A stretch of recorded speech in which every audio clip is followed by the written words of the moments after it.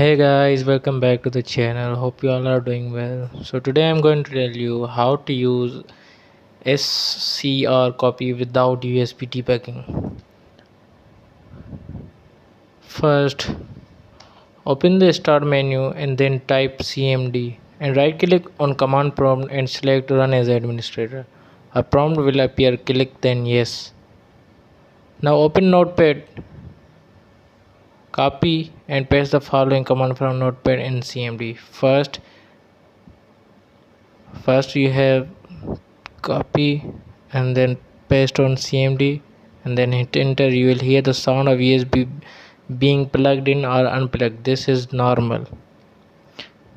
So next, copy the second command, replace with your phone's ip, adb connect and your phone's ip address.